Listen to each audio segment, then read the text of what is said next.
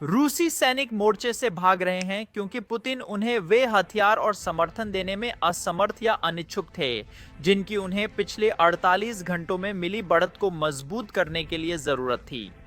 देखिए, पुतिन कल ट्रंप के साथ होने वाली इस बैठक में जाना चाहते थे और वे ट्रंप को दिखाना चाहते थे कि रूसी सैनिक डोनेट्स्क पर कब्जा कर रहे हैं और इसी वजह से ट्रंप को जेलेंस्की पर दबाव डालना चाहिए कि वह पूरा क्षेत्र पूरी तरह से छोड़ दे। इसके लिए उन्होंने सैकड़ों सैनिकों को मोटरसाइकिल पर तोप का चारा बनाकर भेजा। उनका एकमात्र लक्ष्य जमीन हासिल करना था, बिना उन हथियारों के जिनसे वे उस जमीन को अपने कब्जे में रख सकें। अंदाजा लगाइए क्या हुआ। रूसी सैनिकों द्वारा बढ़त बनाने के 24 घंटे के भीतर ही उन्हें यूक्रेनी समर्थन बलों ने पूरी तरह से खत्म कर दिया। और अब यह रूस और पुतिन के लिए बहुत बड़ी शर्मिंदगी बन गई है। चलिए कहानी की शुरुआत से शुरू करते हैं। यह सब मुमकिन हो पाया क्योंकि यूक्रेनी मोर्चे बेहद बेहद पतले हैं। यूक्रेन को यह सुनिश्चित करने में काफी मुश्किल हो रही है कि उनकी अग्रिम पंक्तियों पर पर्याप्त सैनिक तैनात हों, और यह बात खुद यूक्रेनी कमांडरों ने अग्रिम मोर्चे पर स्वीकार की है। यहां आप खुद देखिए।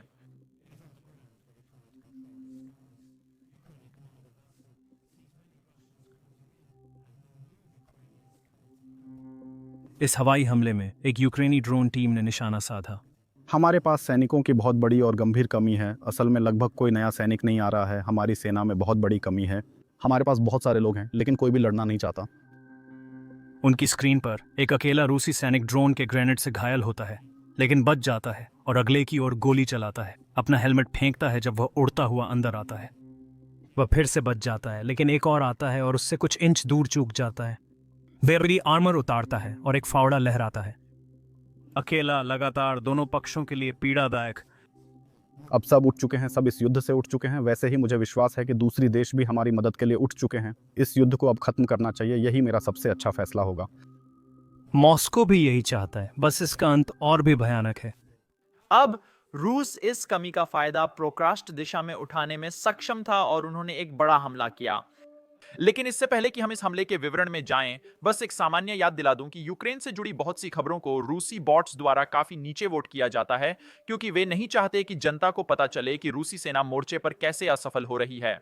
यहीं पर आपके लाइक और सब्सक्राइब हमें वाकई में बहुत मदद करते हैं। तो अगर आप बस एक सेकंड निकालकर नीचे दिए गए लाइक और सब्सक्राइब बटन को दबा दें तो चलिए शुरू करते हैं।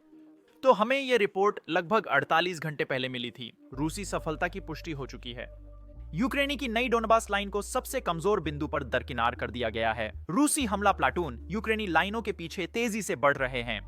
अब वे पश्चिम की ओर मुड़ सकते हैं और डोरोप्रीला को खतरे में डाल सकते हैं, या उत्तर की ओर बढ़ सकते हैं और क्रामाटॉक्स खतरे में आ जाएगा। यहां डीप स्टेट से प्राप्त नक्शे का एक स्क्रीनशॉट है जिसने सबसे पहले इन अफवाहों की पुष्टि की थी। स्थिति सिर्फ खराब नहीं थी बल्कि विनाशकारी थी। समझाने के लिए रूसी सेनाओं ने पिछले कुछ हफ्तों में सैकड़ों मोटरसाइकिलों का इस्तेमाल किया ताकि वे धीरे धीरे यूक्रेनी सैनिकों के पीछे अपनी स्थिति बना सकें।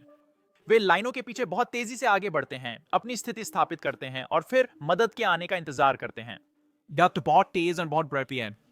अब आगे बढ़ने से पहले एक महत्वपूर्ण बात बताना जरूरी है। पुतिन की सेना से जो मदद आनी थी वो कभी आई ही नहीं और इसी वजह से यह ऑपरेशन बुरी तरह से नाकाम हो गया। खैर, चलिए रिपोर्ट जारी रखते हैं। इन लोगों के साथ असल में क्या हुआ वो ये है कि ये सभी मारे गए।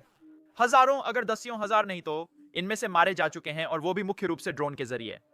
लेकिन जब लाइन के पीछे और कोई ड्रोन ट्रेन नहीं होती जो उन्हें रोक सके तो वे आगे बढ़ जाते हैं। कागज पर यूक्रेनी ब्रिगेडों को वहां होना चाहिए, लेकिन वे सिर्फ कागजी ब्रिगेड हैं। सैकड़ों सैनिक भाग रहे हैं, कई मारे गए हैं या घायल हैं, और भर्ती प्रक्रिया काम नहीं कर रही है। तो हर जगह बड़ी बड़ी खाली जगहें हैं। सिर्फ ड्रोन टीमें ही इसे बचा रही हैं जो और ज्यादा रूसी सैनिकों को मार रही हैं।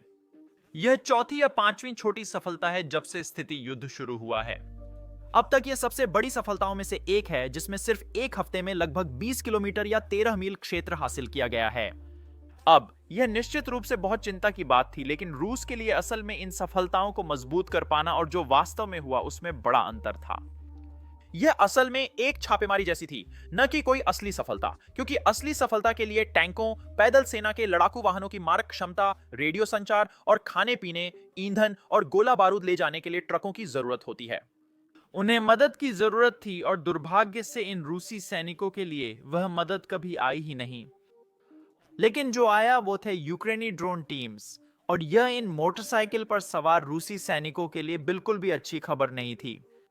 फ्रंट से एक यूक्रेनी सैन्य ब्लॉगर डेमन ओनफ मकबूत रिपोर्ट करते हैं कि यूक्रेनी बलों ने सफल जवाबी हमलों के जरिए उस इलाके में आगे बढ़े रूसी समूहों को नष्ट कर दिया और उन्हें पीछे धकेल दिया। यूक्रेनी आगे बढ़ना जारी है। इसके अलावा बात सिर्फ इतनी नहीं थी कि यूक्रेन उन्हें पीछे धकेलने में कामयाब रहा, वास्तव में वे उनमें से कुछ को पकड़ने में भी सफल रहे जिन्होंने आत्मसमर्पण कर दिया क्योंकि उनके पास और कोई विकल्प नहीं था। और यही संदेश इन रूसी सैनिकों ने इस क्षेत्र में लड़ रहे अन्य रूसी सैनिकों के लिए दिया। आइए सुनते हैं। मेरा नाम यफिम इवानोविच है। मेरी उम्र 28 साल है। मैं स्वबोधनाया क्षेत्र से आया हूँ।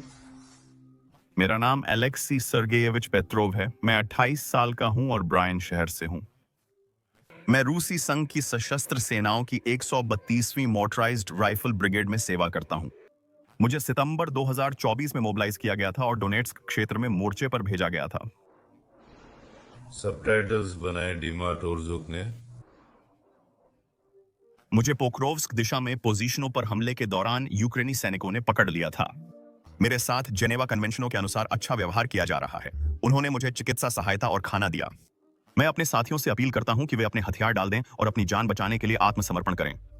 सबटाइटल्स डीमा टोरजुक। अब हमारे पास राष्ट्रपति ट्रंप के कुछ क्लिप्स हैं जो व्लादिमीर पुतिन के साथ अपनी आगामी बैठक के बारे में कई टिप्पणियां कर रहे हैं। आइए सुनते हैं।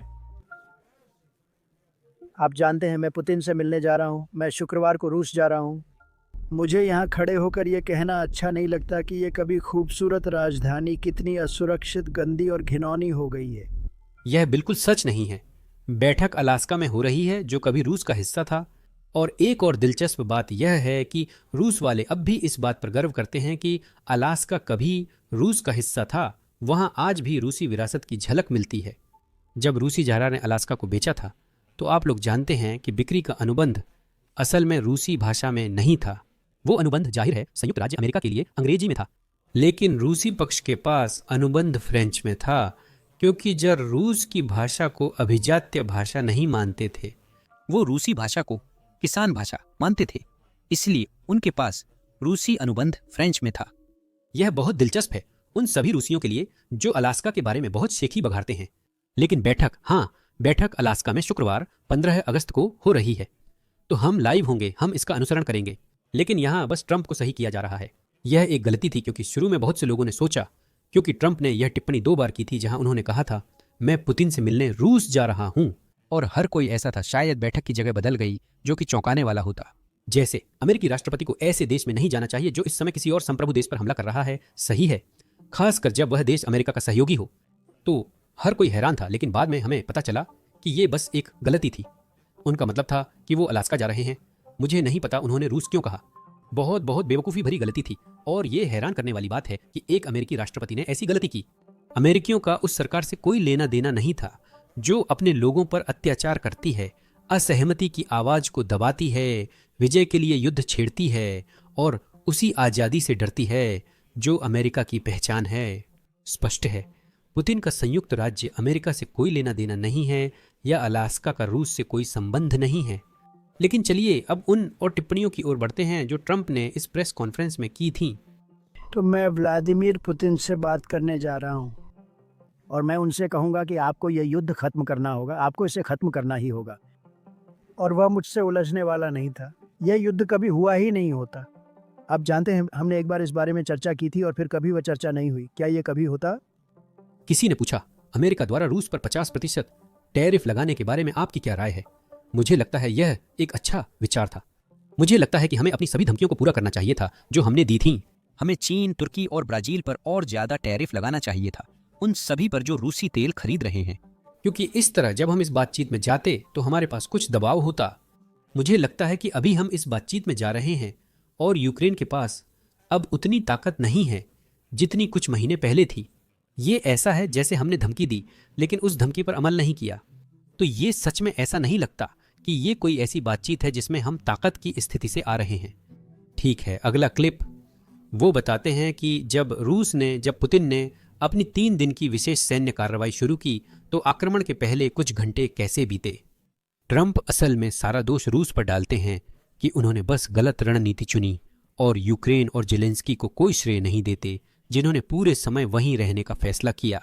पश्चिमी नेता उनसे देश छोड़ने के लिए कह रहे थे क्योंकि यहाँ तक कि पश्चिमी सैन्य विशेषज्ञ भी नहीं मानते थे कि जेलेंस्की रूसी सेना रूसी ताकत के सामने टिक पाएंगे। तो बताइए क्या हुआ? सब लोग गलत थे, हम भी। किसी ने भी सच में नहीं सोचा था कि रूस इतना कमजोर साबित होगा। किसी कमांडर ने बेहतर रणनीति बनाई होती तो जानते हैं वे लोग 4 घंटे में हाईवे से होते हुए कीव पहुंच गए होते। लेकिन एक रूसी जनरल ने शानदार फैसला लिया और इसके बजाय खेतों के रास्ते जाने का निर्णय लिया। यह बिल्कुल सच नहीं है। देखिए, यहाँ 2022 में हुए आक्रमण की क्लिप है। वे हाईवे का ही इस्तेमाल कर रहे हैं।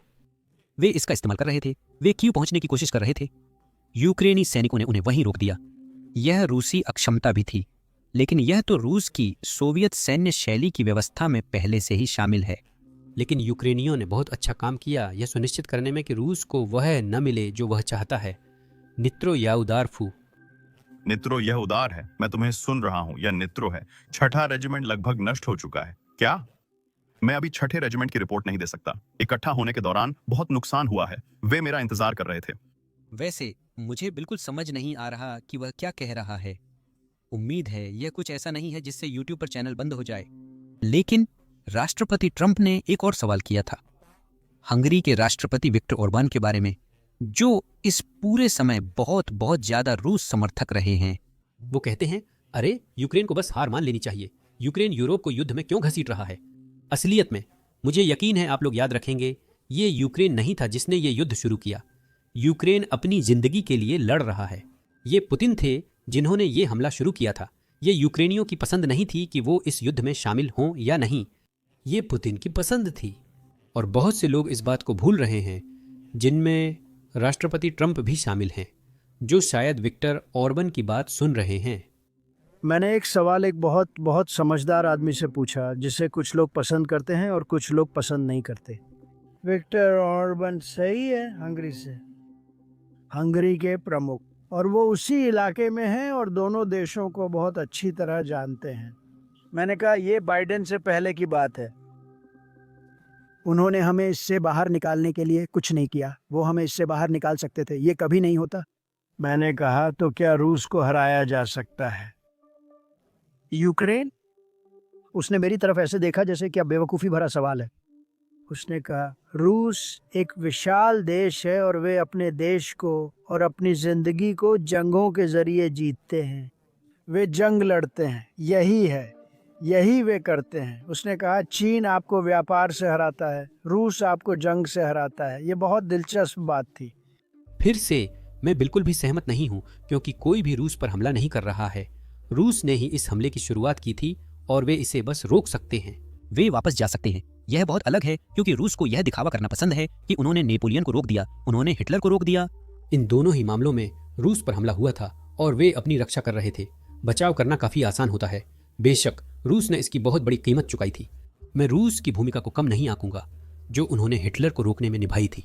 2 करोड़ रूसी मारे गए थे, लेकिन इसके अलावा जिन हथियारों से रूसी लड़ रहे थे उनमें से बहुत से हथियार संयुक्त राज्य अमेरिका से आए थे। अगर अमेरिका के हथियार नहीं होते तो रूस द्वितीय विश्व युद्ध नहीं जीत पाता। वे लोग उस तथ्य को बहुत ही आसानी से भूल जाते हैं। और इसके अलावा हाल ही में, बस कल ही, मेरी एक पॉडकास्ट थी कॉन्स्टेंटिन से, ट्रिग्नोमेट्री से, और उनके पास यह है, वह रूस के बारे में बहुत कुछ साझा करते हैं। वह रूस को यूट्यूब पर ज्यादातर लोगों से, यहाँ तक कि मुझसे भी कहीं ज्यादा समझते हैं।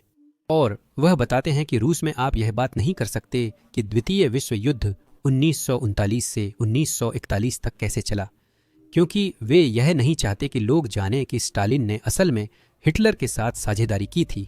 वे यह नहीं चाहते कि लोग इस बारे में बात करें कि हिटलर यहूदियों के साथ क्या कर रहा था। स्टालिन ने सोवियत संघ में रूसियों के साथ लगभग वही किया। स्टालिन ने ज्यादातर तानाशाहों से कहीं ज्यादा लोगों को मार डाला, और अब तो लगता है कि इस बारे में बात करना भी गैर कानूनी हो गया है। वे इन सब बातों के बारे में बात नहीं करना चाहते। रूस के लिए द्वितीय विश्व युद्ध 1941 में शुरू होता है, जब हिटलर ने रूस पर हमला किया। उससे पहले रूस के लिए यह द्वितीय विश्व युद्ध नहीं था। अगली बैठक में राष्ट्रपति ट्रंप इसके बारे में बात करते हैं। वह कल पुतिन और जेलेंस्की के बीच एक बैठक कराने की कोशिश करेंगे, उन्होंने ऐसा कहा था। लेकिन देखते हैं क्या होता है, क्योंकि हर कोई पुतिन को सीधे जेलेंस्की से बात करने के लिए मनाने की कोशिश कर रहा है। लेकिन पुतिन जेलेंस्की की आंखों में देखने से डरते हैं, जबकि वो मासूम यूक्रेनियों को मार रहे हैं। जेलेंस्की से बात करते हुए अगली बैठक जेलेंस्की और पुतिन के साथ होगी या जेलेंस्की, पुतिन और मेरे साथ होगी। अगर उन्हें ज़रूरत होगी तो मैं वहाँ रहूँगा, लेकिन मैं चाहता हूँ कि दोनों नेताओं के बीच एक बैठक तय हो। हमने बहुत सारी सार्वजनिक टिप्पणियां की और फिर रूस कहता है, अरे हम इसके लिए सहमत नहीं होंगे और हम बस झुक जाते हैं, क्योंकि शुरू में यह घोषणा की गई थी कि अरे बैठक ट्रंप, जेलेंस्की और पुतिन के बीच होने वाली है, और रूस ने कहा हमने वास्तव में इसके लिए कभी सहमति नहीं दी थी, और अमेरिका बस झुक गया। हम ऐसे थे, ठीक है, अब सिर्फ ट्रंप और पुतिन ही होंगे। और मैं समझता हूं कि कूटनीति कठिन है। मेरी सबसे बड़ी समस्या पूरे मामले के साथ यह रही है कि हम धमकी देते हैं, हम अल्टीमेटम देते हैं, लेकिन हम कभी उसे पूरा नहीं करते। इसका मतलब यह है कि हम इस बातचीत में बिना किसी ताकत के, बिना कोई शक्ति दिखाए जा रहे हैं। हालांकि हमारे पास ताकत है, हमें एक शक्तिशाली देश हैं, लेकिन हम उस ताकत का इस्तेमाल रूस पर दबाव डालने के लिए नहीं कर रहे हैं। उन्हें भी इसकी ज़रूरत है, लेकिन मैं चाहता हूं कि दोनों नेताओं के बीच एक बैठक तय हो जाए। मुझे इस बात से थोड़ी परेशानी हुई कि जेलेंस्की कह रहे थे मुझे संवैधानिक मंजूरी लेनी होगी। मेरा मतलब है उनके पास युद्ध में जाने और सबको मारने की मंजूरी है, लेकिन ज़मीन की अदला बदली के लिए उन्हें मंजूरी चाहिए, क्योंकि वहाँ कुछ ज़मीन की अदला बदली होने वाली है। मुझे ये रूस के ज़रिए और सबके साथ बातचीत के ज़रिए पता है। यूक्रेन की भलाई के लिए, अच्छे के लिए, अच्छी बातें बुरी नहीं, साथ ही दोनों के लिए कुछ बुरी बातें भी हैं। तो इसमें अच्छा भी है और बुरा भी, लेकिन ये बहुत जटिल है क्योंकि आपकी सीमाएं बहुत असमान हैं और कुछ अदला बदली भी होगी, ज़मीन में कुछ बदलाव होंगे, और जो शब्द वे इस्तेमाल करेंगे वह है, आप जानते हैं, वे बदलाव करते हैं, और हम सीमाओं को, युद्ध की रेखाओं को बदलने जा रहे हैं। अब यहाँ हमारे पास जनरल कीन है, वे इसका विश्लेषण करने में बहुत बहुत अच्छे रहे हैं। यह पूरी जंग जब से शुरू हुई है मैंने उनसे बहुत कुछ सीखा है, और कल उन्होंने इस बारे में दिलचस्प टिप्पणी की कि पुतिन वास्तव में क्या चाहते हैं, और हम जानते हैं कि वह वास्तव में क्या चाहते हैं। शुरू में हमने देखा कि पुतिन 4 क्षेत्रों को चाहते थे, जिसमें क्रीमिया 5वां क्षेत्र भी शामिल है। वह यह सब चाहते थे। यही उन्होंने अपनी बातचीत में आगे रखा था। पहले दिन स्टीव विटकोव ने घोषणा की, अरे पुतिन ने समझौता करने का फैसला किया है, अब वह सिर्फ डोनेट्स्क और लुहांस्क चाहता है, उससे बाकी 2 क्षेत्रों की जरूरत नहीं है। असल में वह यूक्रेन को वापस दे देगा अगर यूक्रेन ये दोनों क्षेत्र पूरी तरह से रूस को दे देता है। वो सच नहीं निकला, वहाँ कोई गलतफहमी थी। मुझे नहीं पता कि वहाँ गलतफहमी थी या नहीं। मुझे लगता है कि ये ज्यादा इस वजह से था कि पुतिन ने विटकोव से निजी तौर पर बात करते हुए कुछ और कहा और फिर बाद में उसने इससे इनकार कर दिया। लेकिन अब ऐसा लगता है कि पुतिन चाहता है कि यूक्रेन उन सभी 4 क्षेत्रों को छोड़ दे और फिर वह हमला करना बंद कर देगा। मूल रूप से पुतिन यही कह रहा है कि अगर तुम आत्मसमर्पण कर दो तो शांति हो जाएगी, और जाहिर है कि अमेरिका को इससे कोई दिक्कत नहीं है। फिलहाल देखते हैं बैठक कैसे जाती है। मैं जानता हूं कि मैं शिखर सम्मेलन के नतीजे देखने से पहले ज्यादा आलोचना नहीं करना चाहता, और मैं यह समझता हूं, लेकिन आप लोगों ने राष्ट्रपति ट्रंप की कुछ टिप्पणियां सुनी होंगी। ऐसा नहीं लगता कि उन्हें सही तरीके से जानकारी दी गई है कि यह युद्ध कैसे शुरू हुआ और रूस इतना पीछे क्यों है, क्योंकि 2022 में रूस उस समय जितना नियंत्रण कर रहा था उससे कहीं ज्यादा क्षेत्र पर उसका नियंत्रण था। यह वैसा नहीं था जैसा पुतिन कहते हैं, बल्कि उन्होंने स्वेच्छा से वो सारे क्षेत्र छोड़ दिए क्योंकि वह शांति समझौता चाहते थे। क्योंकि अगर ऐसा होता तो हमारे पास अभी शांति समझौता होता। यूक्रेन पिछले 4-5 महीनों से बिना शर्त युद्ध विराम के लिए सहमत है। रूस ही है जो इस पर शर्तें लगाता रहता है। लेकिन चलिए जैक कीन को सुनते हैं। वह बिल्कुल विस्तार से बताते हैं कि ये सारी बातचीत कैसे हो सकती है।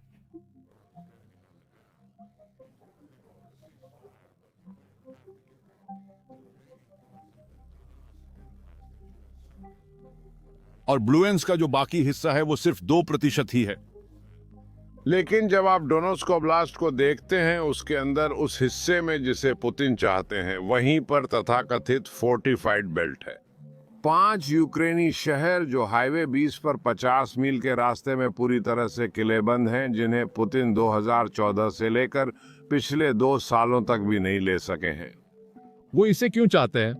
क्योंकि अगर वो उस इलाके को ले लेते हैं तो उसके उत्तर में खुला असुरक्षित इलाका है जो सीधे खार्किव तक जाता है, जो यूक्रेन का दूसरा सबसे बड़ा शहर है। तो अगर पुतिन इसे बिना लड़े समझौते के जरिए हासिल कर सकते हैं तो वे युद्ध विराम की ओर जा सकते हैं। आप जानते हैं वह युद्ध विराम का उल्लंघन करेगा। उसने हमेशा पहले भी उनका उल्लंघन किया है, और वह यूक्रेन के अंदर कुछ इलाकों पर कब्जा करने के लिए कहीं बेहतर स्थिति में होगा। तो यही मुद्दा है। अब दिलचस्प खबर जो हम अभी 1 सेकंड में कवर करेंगे। स्टीव विटकोव को यह खबर मिलने के बाद कि पुतिन युद्ध विराम के लिए क्या चाहते हैं, उपराष्ट्रपति जे टोटी, वांस और मुझे नहीं पता और कौन थे, लेकिन मुझे पता है कि बहुत और लोग उस कॉल में थे। हमारे पास यूके में एक शिखर सम्मेलन था जहां यूके के विदेश मंत्री मौजूद थे और यूक्रेन से एक प्रतिनिधिमंडल भी वहां था। और यूरोप ने यूक्रेन के साथ मिलकर प्रस्तुति दी है। यूरोप ने एक प्रतिप्रस्ताव पेश किया है जिसे अमेरिका रूस को पेश करेगा जब हम शुक्रवार को पुतिन से मिलेंगे। देखते हैं क्या होता है। हमें ठीक ठीक नहीं पता कि यह प्रतिप्रस्ताव क्या है, हमें पता चल जाएगा। लेकिन एक बात जिस पर अमेरिका अडिग है वह यह है कि इस शुक्रवार के शिखर सम्मेलन में अमेरिका को किसी भी तरह की क्षेत्रीय अदला बदली पर बिल्कुल भी चर्चा नहीं करनी चाहिए। ध्यान सिर्फ इस बात पर होना चाहिए कि युद्ध विराम सुनिश्चित हो और फिर दोनों पक्ष सीधे बातचीत करें। पुतिन और जेलेंस्की सीधे बातचीत करेंगे कि क्या बदला जाएगा, क्या अदला बदली होगी।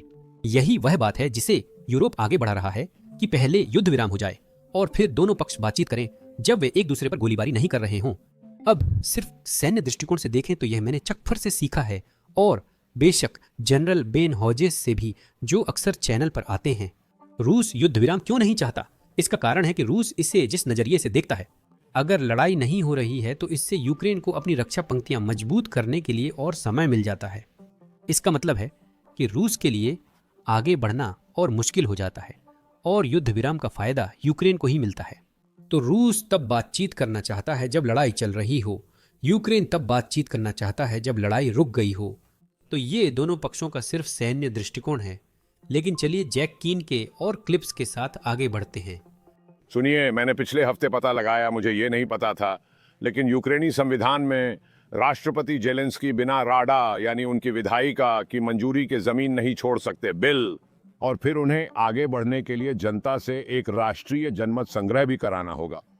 हमारा संविधान भी राष्ट्रपति को ऐसा करने से रोकता है जब तक कि कांग्रेस की मंजूरी न मिल जाए। तो इसमें होना कोई हैरानी की बात नहीं है। हम में से कई लोग बस नहीं जानते थे।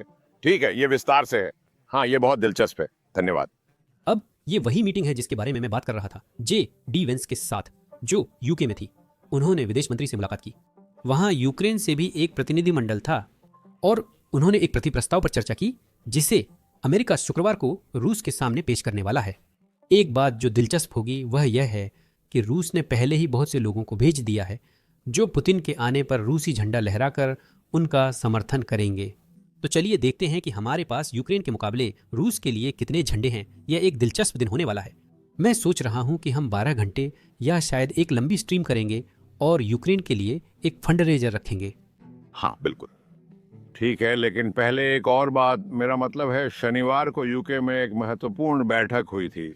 वहां उपराष्ट्रपति थे, यूके के विदेश मंत्री थे, यूक्रेन का प्रतिनिधित्व करने वाले अन्य यूरोपीय देशों के लोग थे, हमारी राष्ट्रीय सुरक्षा टीम के कई सदस्य वहां थे। सभी नहीं, लेकिन कम से कम फोन पर थे। रूबियो, केलॉग, विटकोव आदि। और उन्होंने यूरोपीय देशों और यूक्रेन द्वारा पुतिन के प्रस्ताव के जवाब में एक प्रतिप्रस्ताव तैयार किया, और वह यह था कि अलास्का में होने वाली चर्चाएं शुरू में सिर्फ युद्ध विराम पर केंद्रित हों, किसी भी क्षेत्र पर नहीं। और अगर हम युद्ध विराम करा पाते हैं तो फिर युद्ध समाप्ति की दिशा में बातचीत की जाए। हम ये कैसे करें? उसके लिए रूपरेखा क्या होगी? यूक्रेन के लिए सुरक्षा गारंटी क्या होंगी? संयुक्त राज्य अमेरिका का प्रतिनिधिमंडल इसके पक्ष में था। राष्ट्रपति ट्रंप को हमारे अमेरिकी प्रतिनिधिमंडल और फिनलैंड के राष्ट्रपति द्वारा इस बारे में जानकारी दी गई है। यूरोपीय लोग भी बुधवार को राष्ट्रपति से इस बारे में बात करेंगे। हमारी रणनीति अभी निर्माणाधीन है। जहां तक शिखर सम्मेलन की बात है, पुतिन यहां किस दृष्टिकोण से आ रहे हैं? एक तो मुझे लगता है कि उन्हें इस मुलाकात से वैधता और राष्ट्रपति से मिलने के मामले में बहुत कुछ हासिल होता है, चाहे वह मुलाकात कहीं भी हो। उन्हें इससे बहुत फायदा होता है क्योंकि वह अंतर्राष्ट्रीय स्तर पर बहिष्कृत हैं। वह युद्ध अपराध कर रहे हैं और इसके परिणाम स्वरूप उन्हें अंतर्राष्ट्रीय स्तर पर अलग थलग कर दिया गया है। देखते हैं, हमें पूरी जानकारी नहीं है, लेकिन यूरोपीय प्रस्ताव के साथ एक बात जो हम जानते हैं वह यह है कि यूरोप युद्ध विराम चाहता है। बिल्कुल, अमेरिका भी युद्ध विराम चाहता है, लेकिन रूस युद्ध विराम नहीं चाहता। वे चाहते हैं कि लड़ाई जारी रहते हुए ही बातचीत हो। और इसकी एक वजह यह भी है कि रूस ने कल ही बहुत बड़ी बढ़त हासिल की है। हम इसके बारे में अभी थोड़ी देर में बात करेंगे। हमने पिछले 6 महीनों से इसे बातचीत के बहाने और ऐड में देखा है, बस देरी और टाल मटोल। राष्ट्रपति इस बिल के बारे में जान चुके हैं और मुझे नहीं लगता कि वह इसे बर्दाश्त करेंगे। यही चाल पुतिन उन पर चल रहे हैं। मुझे लगता है कि वह शिखर सम्मेलन से चले जाएंगे अगर युद्ध विराम पर कोई ठोस बात नहीं होती है तो इस शुक्रवार को हमारे पास अजरबैजान के राष्ट्रपति और आर्मेनिया के राष्ट्रपति थे, जो नागोरो कारबार्क नामक क्षेत्र को लेकर युद्ध में रहे हैं, जो आर्मेनिया का हिस्सा है लेकिन अजरबैजान के अंदर है। तो यह बहुत जटिल स्थिति है। मुझे लगता है उस क्षेत्र में भी अधिकांश आबादी आर्मेनियाई है। तो बताइए अब क्या हुआ?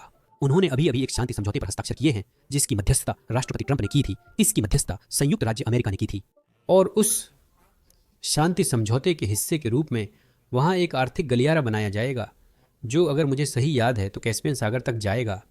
मुझे पूरी जानकारी नहीं है, लेकिन अमेरिकी व्यवसायों को इसे बनाने में मदद करने के लिए विशेष अधिकार दिए गए हैं। बिल्कुल बिल्कुल, जैसे कि आप जानते हैं हमें इसके लिए भुगतान मिलेगा, और इसके अलावा उम्मीद है कि दोनों देशों की अर्थव्यवस्थाओं को इसका बड़ा फायदा मिलेगा। लेकिन एक देश जो इससे खुश नहीं है वो है रूस, क्योंकि यह कॉकस क्षेत्र में है। मैं आपको दिखाता हूं कि अजरबैजान कहाँ है। यह रहा अजरबैजान, रूस ठीक इसके ऊपर है। तो रूसियों के अनुसार यह रूस का प्रभाव क्षेत्र है और अमेरिका को इसमें शामिल नहीं होना चाहिए। लेकिन सोचिए क्या हुआ। रूस पिछले 30 सालों से, यानी 1990 के दशक से इस क्षेत्र में शांति लाने की कोशिश कर रहा है, और फिर कभी सफल नहीं हुआ। वे कभी सफल नहीं हुए। फिर अमेरिका इसमें शामिल हुआ और यह बहुत जल्दी हल हो गया। उम्मीद है कि शांति लंबे समय तक बनी रहेगी। फिर से यह तो केवल भविष्य ही बताएगा, लेकिन निश्चित रूप से यह दुनिया के लिए अच्छी बात है। इसमें शामिल देशों के नागरिकों के लिए भी अच्छी बात है। इन दोनों देशों के नागरिकों ने बहुत कष्ट झेला है और अर्थव्यवस्थाओं को भी बहुत नुकसान हुआ है। तो यह निश्चित रूप से एक अच्छी बात है। लेकिन किसी कारणवश रूस इन सब बातों की परवाह नहीं करता। उसे सिर्फ इस बात की चिंता है कि रूसी प्रभाव बढ़ रहा है या घट रहा है। खैर, डुगिन के अनुसार जो ये व्यक्ति हैं जो रूस में एक बहुत बड़े दार्शनिक माने जाते हैं, वे एक ऐसे विश्व की वकालत करते हैं जहां रूस मूल रूप से पूरे पूर्वी यूरोप पर हावी हो, रूस दक्षिण कॉकसस पर हावी हो, और फिर चीन दुनिया के बाकी हिस्से पर हावी हो। भारत के पास दुनिया का एक हिस्सा है और अमेरिका उत्तर अमेरिका और पश्चिमी यूरोप पर हावी है। वह तर्क करते हैं कि ऐसी दुनिया होनी चाहिए जहां बड़ी ताकतें छोटी देशों पर हावी रहें। और सोचिए क्या, वह पुतिन के बहुत करीबी सलाहकार हैं और पुतिन उन चीजों पर बहुत विश्वास करते हैं जो वह लिखते हैं।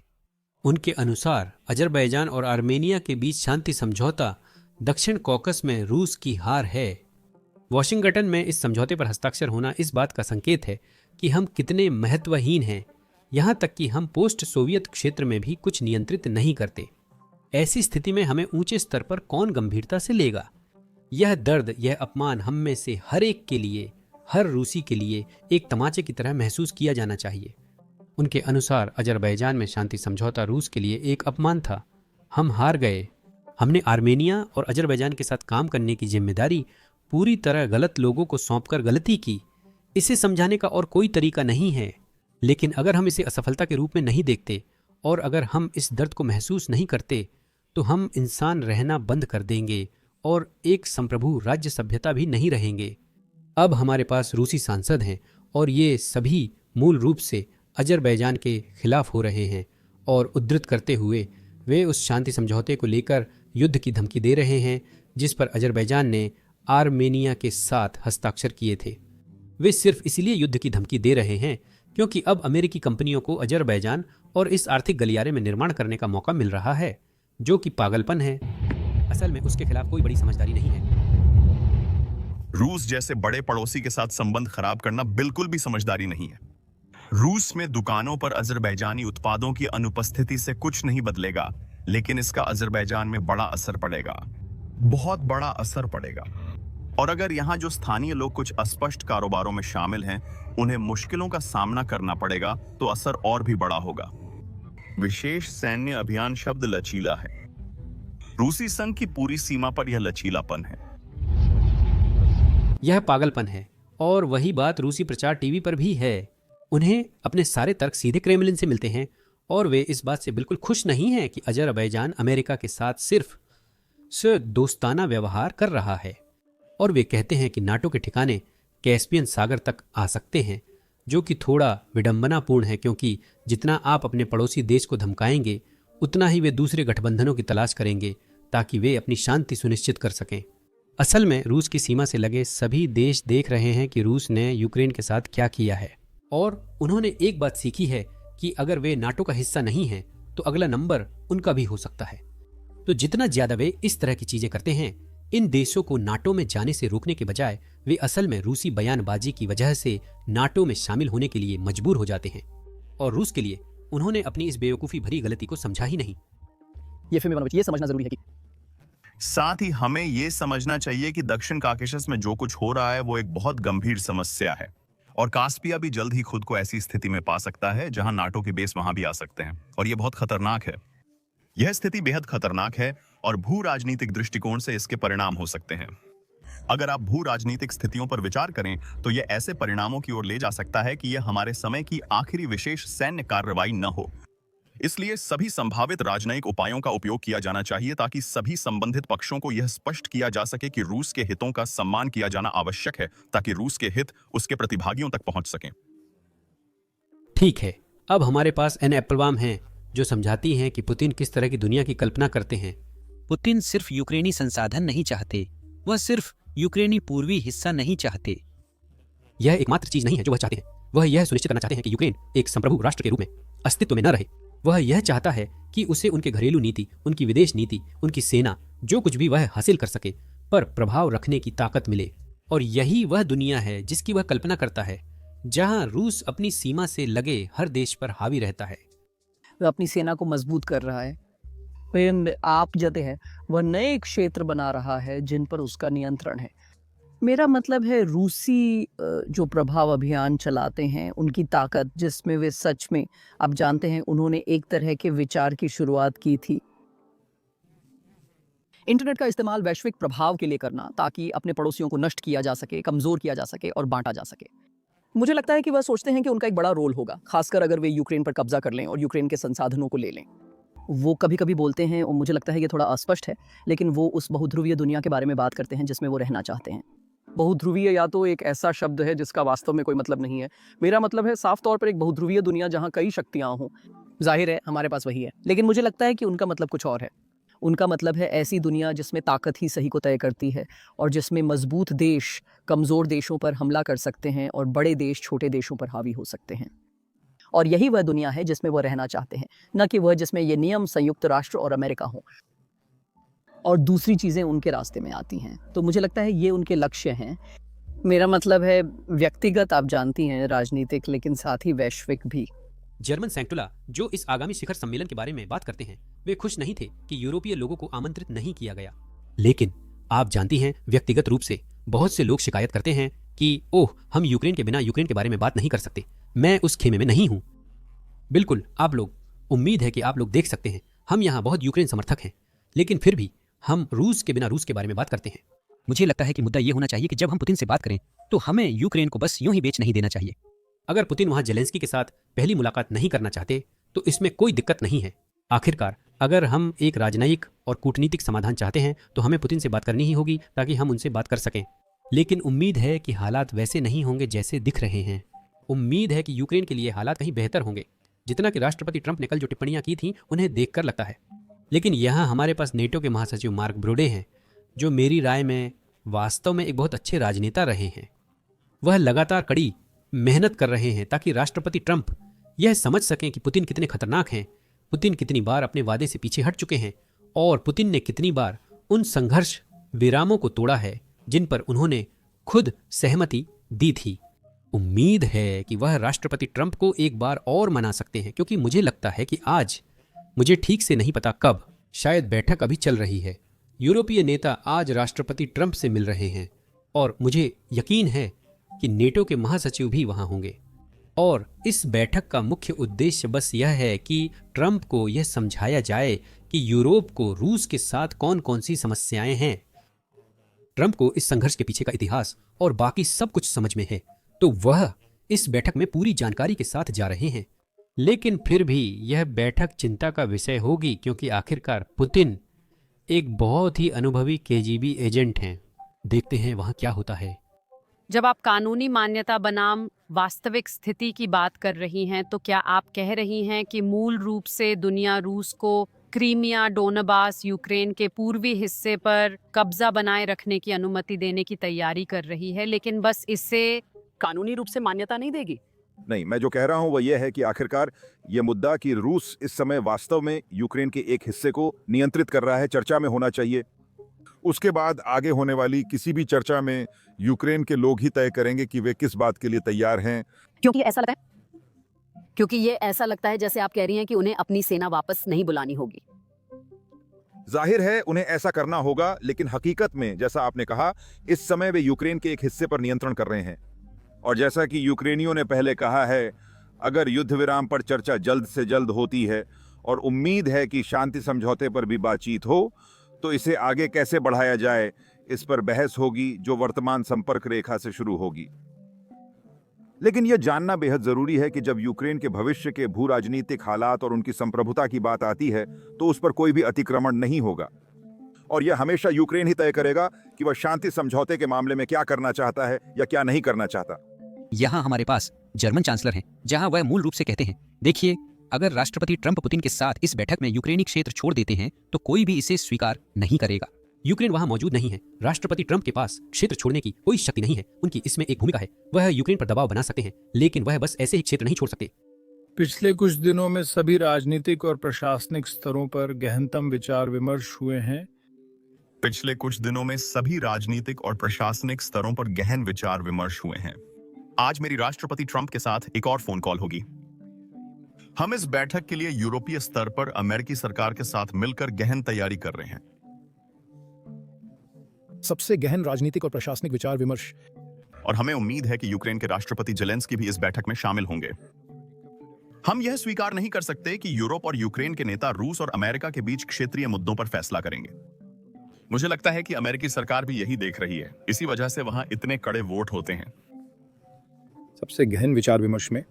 और अब हमारे पास सीनेटर ग्राहम हैं, जो बहुत ये अजीब सीनेटर ग्राहम दरअसल रूस में प्रतिबंधित हैं और पुतिन को व्यक्तिगत रूप से वो पसंद नहीं है, क्योंकि उन्होंने जो टिप्पणियां की हैं, सच्ची टिप्पणियां। सीनेटर ग्राहम ने सार्वजनिक रूप से बताया है कि पुतिन की आदत है कि वो राजनीतिक विरोधियों को मरवा देते हैं। रूस एक लोकतंत्र नहीं है और किसी वजह से यही बात पुतिन को बहुत गुस्सा दिला रही है। लेकिन ये है वो टिप्पणी जो उन्होंने इस शांति सम्मेलन के बारे में की है कि ये कैसे जाएगा। यहाँ आप कह रही हैं कि बाइडेन के कार्यकाल में क्या हुआ है, लेकिन हाल के हफ्तों में राष्ट्रपति अशांत के कार्यकाल में रूस ने यूक्रेन पर हमले और भी बढ़ा दिए हैं। लेकिन सीनेटर, मुझे बस आपको वो बात पढ़ने दीजिए जो आपने 2023 में कही थी, जब हम उन संभावित जमीनों की अदला बदली की बात कर रहे हैं जिन पर आप चर्चा कर रही हैं। यह आपकी यूक्रेन यात्रा के दौरान था। आपने कहा था, उद्धरण, आप आक्रांता को जमीन देकर युद्ध समाप्त नहीं करते, जो अगर पुतिन को यहाँ नहीं रोका गया तो वह आगे बढ़ते रहेंगे और इससे रूस और नाटो के बीच युद्ध होने की संभावना बढ़ जाती है। सांसद जी, अगर रूस को उन क्षेत्रों में से कुछ को मिलाने की अनुमति दी जाती है तो क्या यह रूस को अन्य देशों में घुसने और आक्रमण करने के लिए हरी झंडी नहीं होगी? तीसरे युद्ध को रोकने के लिए हमें 2022 की तरह नहीं बल्कि अलग तरीके से काम करना होगा। हमें यूक्रेन को लगातार हथियार देना होगा ताकि रूस को यूरोप की सबसे घातक सेना यानी यूक्रेन से डर लगे और वह पीछे हटे। सुरक्षा की गारंटी कि अगर आप फिर से यूक्रेन में घुसते हैं तो आपको सिर्फ यूक्रेन से ही नहीं बल्कि और भी ताकतों से लड़ना पड़ेगा। कुछ यूरोपीय सेनाओं को जमीन पर तैनात करना ताकि वे चेतावनी का काम करें और आर्थिक एकीकरण को मजबूत करना। मेरी नज़र में एक चीज़ जिसने सब कुछ बदल दिया वो हमारे और यूक्रेन के बीच खनिजों का समझौता है, जिसने संयुक्त राज्य अमेरिका और यूक्रेन के बीच संबंधों को बदल दिया और राष्ट्रपति ट्रंप उन हितों की रक्षा करेंगे। राष्ट्रपति ट्रंप कह रहे हैं कि यह क्षेत्र छोड़ना नहीं है, यहाँ अदला बदली होगी। हमें विवरण नहीं पता, शायद शुक्रवार को हमें विवरण पता चलेंगे। एक और चीज जो मैं दिखाना चाहता हूँ, ये आदमी जाहिर तौर पर किरिल दिमित्रियेव, इन्हें पुतिन का उत्तराधिकारी माना जाता है। अगर पुतिन के साथ कुछ होता है तो संभवतः यही आदमी सत्ता संभालेगा और ये अलास्का के रूस का हिस्सा होने को लेकर बहुत बहुत सकारात्मक रहे हैं। और अच्छा है कि बैठक वहीं हो रही है। राष्ट्रपति ट्रंप ने पुतिन के साथ अलास्का में एक शिखर सम्मेलन की घोषणा की है। रूसी अमेरिकी ऑर्थोडॉक्स के रूप में जन्मे अलास्का में अभी भी रूस के साथ बहुत सारे संबंध और चीज़ें हैं और वो बस इसी बात की ओर इशारा कर रहे थे। फिर हमारे पास नॉर्थ डकोटा से सीनेटर केविन क्रेमर हैं, अगर मैं सही याद कर रहा हूँ। बस अब और मत मारो, मासूम यूक्रेनियों को मत मारो और जो बच्चे और क्षेत्र तुमने चुराए हैं उन्हें वापस करो। मैं रूसी अर्थव्यवस्था को बर्बाद करना पसंद करूंगा बजाय इसके कि उसमें भाग लूं।